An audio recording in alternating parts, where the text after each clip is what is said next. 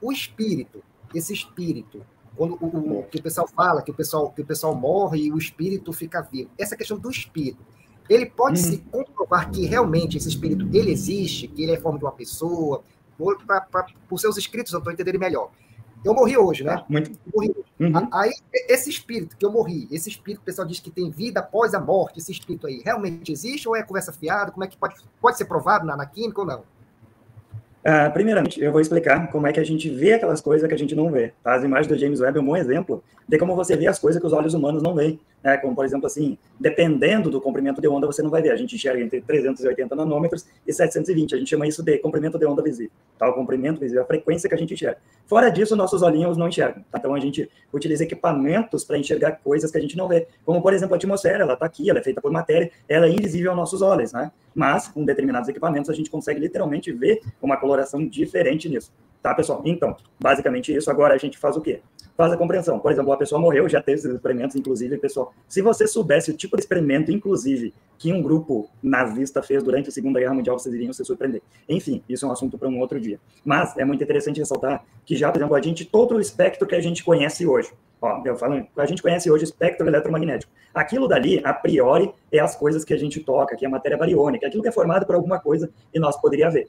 Dentro desse espectro já foi feito vários estudos na análise infravermelha, VRX e várias coisas, e você nunca conseguiu aferir algo de maneira científica que existia algum espírito mesmo enquanto a morte, mesmo em uns lugares que são considerados assombrados, mesmo em vários lugares. Pessoal, é interessante ressaltar que isso é considerado uma pseudociência hoje, porque a ciência já tentou explorar isso de várias maneiras já no passado. Existem muitas coisas além disso. Existem alguns institutos, né, que a ciência ainda deixa em aberto, como por exemplo o Instituto de Parapsicologia, de Fenômenos Sobrenaturais. Por quê? Porque sempre tem aquela questão ali de deixar em aberto por metodologia. Você deixa as coisas em aberto por metodologia, né? Mas hoje, assim, mano, o que a gente sabe, por exemplo, a priori, o corpo humano, o funcionamento meu e seu, aquilo que comanda isso daqui, a minha essência, é literalmente um produto disso nosso. E o que comanda o corpo é uma interação entre o cérebro, as sinapses, né, do corpo. Então, basicamente, você tem, em segundo lugar, tem mais neurônios no estômago, e o primeiro lugar é no cérebro. Então, você tem uma comunicação entre o corpo. A gente chama isso de sinais aferentes e eferentes. Por exemplo, eu estou conversando aqui com vocês, estou falando, mas isso, o mecanismo, a minha boca, a minha orelha, tudo isso, nada mais é do que um mecanismo do cérebro, sabe? E engraçado que o cérebro está falando dele em terceira pessoa agora, presta atenção nisso. Esta é a parte mais interessante. Ó. Então, tudo que a gente vê é esse corpo. Quando a gente morre, esse corpo, entre aspas, se desativa de forma termodinâmica, o sistema biológico morre, não temos mais nada a priori. Nem um sinal, nem nada. Não há, por exemplo, assim, um sinal de que sai uma alma, não há um sinal de que sai um espírito, não há um sinal de que tenha isso de maneira científica falando, tá, pessoal? Eu sei que cada religião explica do seu jeito, mas de maneira científica não há indício nenhum de que nem eu possa especular algo. Hércules, como assim não há indício nenhum de que você possa especular algo? Por exemplo, se existisse um espírito, né, ele teria uma intersecção com o corpo de alguma maneira. Por exemplo, existe um espírito que estaria no corpo e, no caso, ele teria uma intersecção com a matéria. Isso eu sei, beleza? Em algum momento do desligue, disso alguma coisa, era possível de ver algo, embora isso não acontece. E aí a segunda pergunta que vem, né?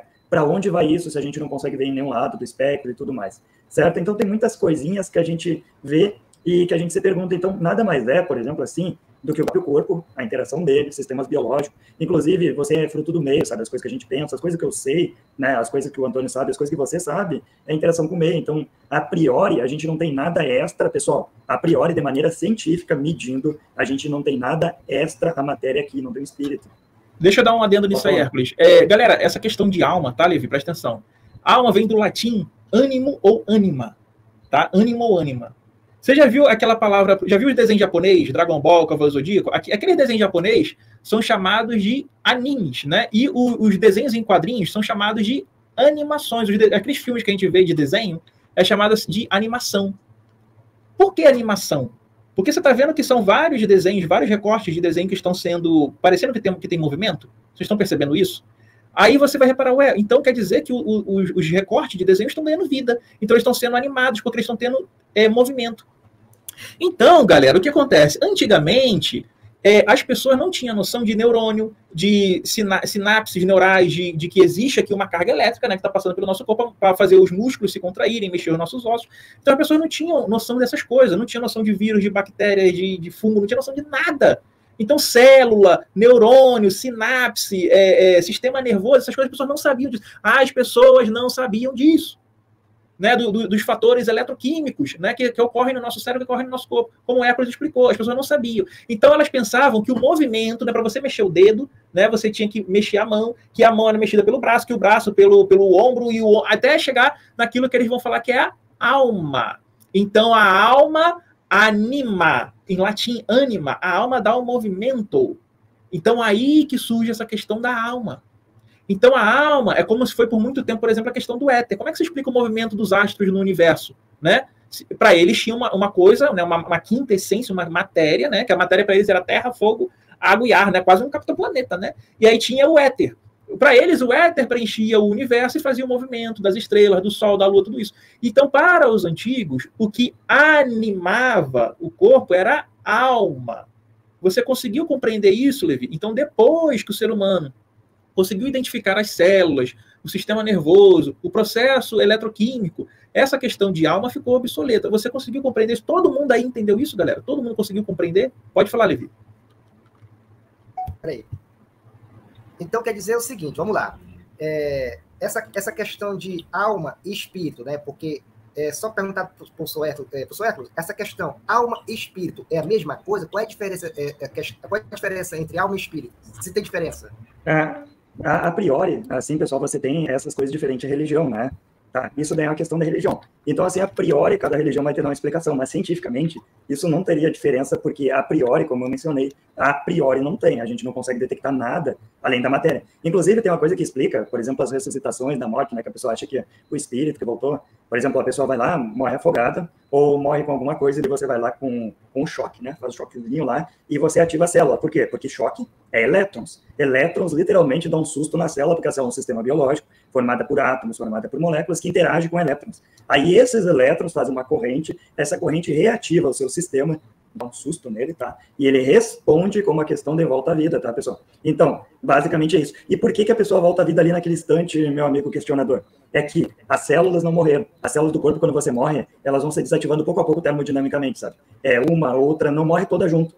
Então, é por isso que, quando uma pessoa morre, demora um tempo para todas as células dela morrer. Inclusive, as células que demoram mais tempo para morrer são as mais internas. As do cérebro também mais internas demoram um tempinho para morrer. Então, é muita coisa interessante falar. Não existe uma morte assim, papum. A célula não morre assim. O sistema biológico, ele trabalha no sistema de economia de energia. Quando ele vê que está morrendo, ele sacrifica algumas células a ponto de, entre aspas, armazenar energia mais interna para que possa fazer o processo de ressuscitamento. Mas, né, isso nem sempre ocorre. Quer dizer que, rapidinho, professor, desculpa ali interromper. Quer dizer vai lá, não tem problema. Desculpa eu interromper também. Professor, se eu morrer, vamos lá, um exemplo. De repente eu estou andando na rua, o carro todo bate, né? Essa morte é aquela morte assim, vamos supor, que vai morrendo aos poucos ou morte assim, instantânea? Um infarto. Depende. Um infarto. Existe diferença entre morrer por um infarto do que morrer por um acidente de carro? Existe diferença? Sim, e é exatamente, e a sua pergunta é excelente, porque eu posso explicar a química com ela. Por quê? Por exemplo, assim, como eu mencionei... Eu posso só explicar a diferença de alma e espírito? Vai lá. Só para explicar, só para não perder, Levi. A questão da alma, como eu expliquei, a alma é o que anima, é o que seria o que dá o sensível, né? O tato, né? O seu compreender do mundo, o olfato, a visão, tudo isso aí seria pela alma. Já a questão da consciência, da sua mente, do seu intelecto, da sua compreensão de ser, seria a questão espiritual, tá? E tem gente que fala que seriam dois aspectos da mesma faceta, como se fosse a moeda cara e coroa, né? Cada uma com um aspecto. Ambas são coisas intangíveis, incorpóreas, né? Mas teriam funções diferentes. Então, quando se fala, por exemplo, na Bíblia, de alma e espírito, está se falando dessa correlação, tá? Alma sensível, espírito e coisa intelectual, tá? Mas continua aí, desculpa interromper. Não, o interessante, questionador, é que aí que eu volto para a parte, assim, por exemplo, que o corpo é um sistema biológico de matéria. Pessoal, de forma didática, tá? Pense no corpo como um computador, pense no corpo como uma calculadora, pense no corpo como seu celular. Às vezes, você estraga esses equipamentos e eles têm uma questão recuperável, né? Dependendo do que estragou nele. Então, você consegue recuperar um computador quando, por exemplo, não houve a perda total da placa-mãe, por exemplo, assim, algo desse tipo, tá?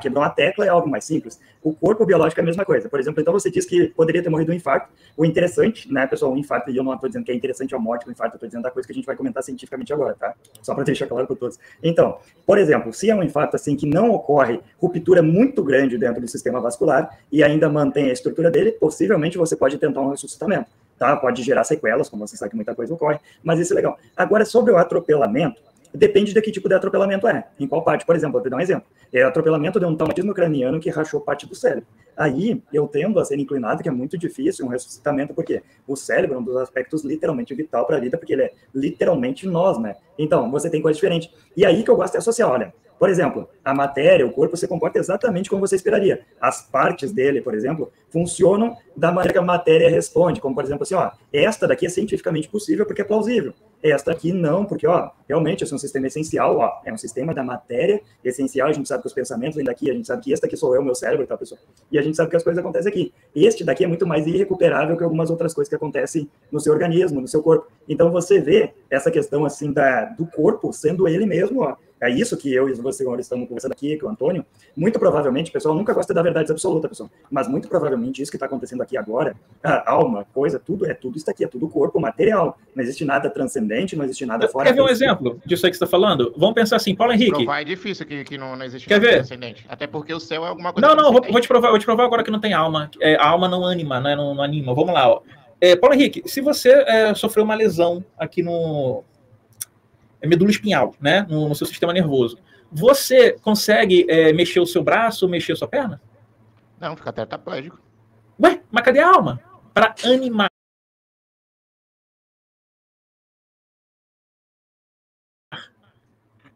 E aí, Levi? Tá na nossa mente. Opa, mas por que não anima? Se não é físico, se não é material... Olha, não, mas como assim quebrou o sistema? Meu músculo está aqui, meus ossos estão aqui. Não é a alma que anima? Deus fez o ser humano com essa debilidade, né? Como assim? Digamos, que é mas, não é a alma que anima? Não é isso, Levi? Não é a alma que está animando o corpo? Não é isso, Paulo Henrique? Mas a gente não é só alma, a gente é corpo. É mais, calma aí. É mais, esse mais aí você está trazendo uma oração subordinada, né? Adversativa. Né? Nosso corpo não é nosso, é templo do Espírito. Essa adversidade aí já não entendi. Como é que é a alma que anima mais? Aí você já refutou, né? Então não é a alma que anima. O que está animando? Mas às vezes eu falo mais, não com sentido de porém, mas com mais de sentido de adição. Não, o crente, Josorro, ele confunde alma com espírito, com tudo, entendeu? Ele não entende essas paradas, não. Então as emoções podem estar incluídas dentro da alma ou não? Não tem nada a ver. Então, aí tem que fazer a distinção. Lembra que eu falei do espírito, né? Sim. O espírito seria as questões intelectuais, as questões emocionais. A alma seria as questões físicas, sensíveis, você se mover, você se cheirar, você falar, seria as questões das almas para você ter essas questões físicas. A alma seria as questões emocionais e inteligíveis, o intelecto, tá? Então, o espírito, perdão. Então, assim, existe essa diferença, tá? Tem gente que tem pessoa que faz a mesma coisa, para mim é a mesma bosta, entendeu? Aí os caras tentando fazer. Mas existe alma, é a alma que faz é a alma que anima. Então, por que Paulo Henrique, por que Levi, uma pessoa que rompeu o sistema nervoso não consegue mexer a mão, não consegue mexer a perna, fica travada? Por qual motivo? Porque não cuida do corpo. Porque, exemplo, a gula. A gula é um pecado que o Papa vem falando que a gente tem que tomar cuidado com a gula. E quem não cuida quem é muito guloso, não cuida do corpo.